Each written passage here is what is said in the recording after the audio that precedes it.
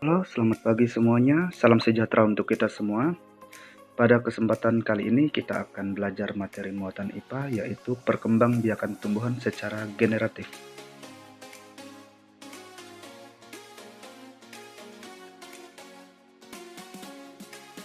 Apa itu perkembangbiakan tumbuhan secara generatif? Perkembangbiakan tumbuhan secara generatif adalah perkembangbiakan yang terjadi melalui peleburan sel kelamin jantan dan sel kelamin betina. Tumbuhan memiliki alat perkembangbiakan berupa bunga. Untuk memahaminya, silahkan perhatikan bagian-bagian bunga berikut ini.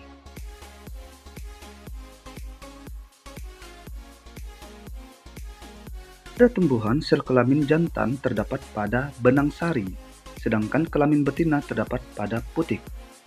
Beberapa contoh tumbuhan yang melakukan perkembangbiakan secara generatif adalah durian, jeruk, mangga, rambutan, apel, jambu, dan masih banyak lagi tumbuhan lainnya. Lalu, bagaimana proses terjadinya perkembangbiakan generatif?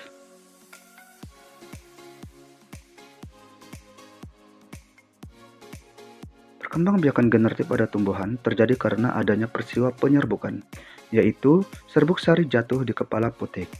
Nah, pada penjelasan sebelumnya, kalian sudah tahu bahwa serbuk sari merupakan sel kelamin jantan dan kepala putik merupakan sel kelamin betina. Peristiwa penyerbukan, maka terjadilah peristiwa pembuahan, atau yang dikenal dengan istilah fertilisasi, di mana peristiwa ini serbuk sari atau sel kelamin jantan melebur dengan sel telur atau sel kelamin betina, sehingga menghasilkan zigot.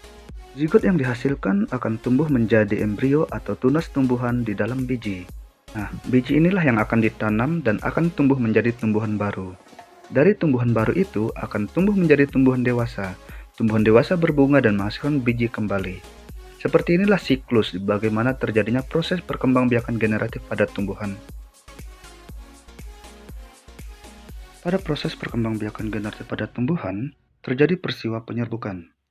Penyerbukan pada tumbuhan terjadi melalui berbagai cara. Ada 4 cara. Yang pertama, penyerbukan sendiri. Kedua, penyerbukan tetangga. Ketiga, penyerbukan silang. Dan yang keempat, penyerbukan bastar. Penyerbukan sendiri atau dikenal dengan istilah autogami merupakan peristiwa jatuhnya serbuk sari dari suatu bunga pada kepala putik bunga itu sendiri. Terjadi dalam satu bunga, keturunan yang dihasilkan melalui penyerbukan sendiri tidak menghasilkan keturunan yang bervariasi. Penyerbukan tetangga atau dikenal dengan istilah geitonogami. Penyerbukan tetangga adalah peristiwa jatuhnya serbuk sari dari suatu bunga pada kepala putik bunga lain yang masih berada pada satu tumbuhan. Atau dapat juga diartikan sebagai penyerbukan yang terjadi saat serbuk sari berasal dari bunga yang berbeda namun tetap satu pohon dengan putiknya. Terjadi pada dua bunga yang masih berada dalam satu pohon. Penyerbukan silang atau alogami. Penyerbukan silang adalah penyerbukan yang terjadi saat serbuk sari berasal dari bunga yang berbeda serta pohon yang berbeda dengan putiknya, namun dari tumbuhan yang satu spesies. Melalui penyerbukan silang ini dapat menghasilkan variasi keturunan. Contohnya, perselingan terjadi antara bunga merah dengan bunga putih dapat menghasilkan bunga merah muda, atau bunga putih. Terjadi pada dua buah bunga yang berbeda pohon. Penyerbukan bastar atau hibridogami. Penyerbukan bastar adalah penyerbukan yang terjadi saat serbuk sari berasal dari bunga yang berbeda serta pohon yang berbeda dengan putiknya, namun dari tumbuhan yang berbeda spesies.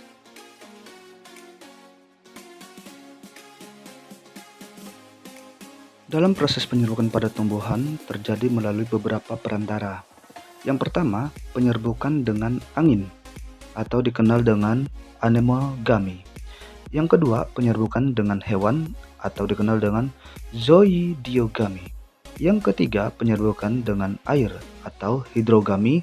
Dan yang keempat, penyerbukan dengan manusia atau antropogami. Penyerbukan dengan angin atau anemogami. Jenis penyerbukan ini bisa terjadi pada bunga tumbuhan karena bantuan angin yang berhembus. Pada proses penyerbukan ini terjadi saat angin meniup serbuk sari sehingga terlepas dari tangkainya sehingga ia dapat masuk ke dalam kepala putik. Penyerbukan dengan bantuan angin umumnya terjadi pada bunga dengan mahkota kecil dan warnanya tidak mencolok. Contoh tumbuhan yang melakukan penyerbukan dengan bantuan angin antara lain kelapa, rumput, jagung, padi, kelapa sawit, dan sebagainya. Penyerbukan dengan hewan atau zoidiogami. Penyerbukan ini berproses melalui bantuan hewan yang punya istilah zoidiogami atau zoidofili. Macam penyerbukan ini bisa terjadi pada bunga tumbuhan karena bantuan hewan seperti kupu-kupu, lebah, kelelawar, siput, burung, atau serangga lainnya. Penyerbukan dengan bantuan hewan umumnya terjadi pada tumbuhan dengan bunga yang menarik. Ciri-cirinya, bunga memiliki mahkota berukuran besar serta warna mahkotanya yang mencolok dan warna-warni. Selain itu, biasanya bunga memiliki bau harum dan memiliki kelenjar madu atau nektar. Penyerbukan dengan bantuan hewan termasuk jenis penyerbukan yang paling banyak terjadi. Contoh tumbuhan yang melakukan penyerbukan dengan bantuan hewan antara lain mawar, melati, kenangan, sepatu, dan lain-lain. Penyerbukan dengan air atau hidrogami. Penyerbukan dengan bantuan air disebut juga dengan istilah hidrogami atau hidrofili. Jenis penyerbukan ini terjadi pada bunga tumbuhan karena air yang membuat serbuk sari jatuh ke kepala putik. Proses penyerbukan ini terjadi karena bunga tumbuhan terendam air. Bisa juga terjadi karena terkena air hujan atau karena tumpahan air lainnya. Hal ini membuat serbuk sari rontok dan mendekati kepala putik. Tidak ada ciri khusus pada bunga yang melakukan penyerbukan jenis ini. Contoh tumbuhan yang melakukan penyerbukan dengan bantuan air antara lain adalah ganggang, hidrilla, dan sebagainya. Penyerbukan dengan manusia atau antropogami. Jenis penyerbukan ini bisa terjadi pada bunga tumbuhan karena campur tangan manusia. Ada beberapa tumbuhan yang tidak memungkinkan terjadinya proses penyerbukan jika tidak dibantu oleh manusia. Ciri-ciri tumbuhannya adalah memiliki serbuk sari dan kepala putik yang tidak dalam satu bunga tunggal, serta serbuk sarinya sulit rontok. Contoh tumbuhan yang melakukan penyerbukan dengan bantuan manusia antara lain adalah salak, vanili, semangka, buah naga, dan sebagainya. Pembahasan ini dapat disimpulkan bahwa perkembangbiakan generatif terjadi melalui pelaburan sel kelamin jantan, yaitu benang sari, dengan sel kelamin betina, yaitu kepala putik.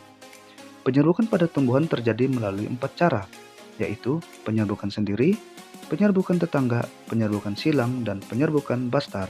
Sedangkan peristiwa penyerbukan dapat dibantu oleh angin, hewan, air, dan manusia.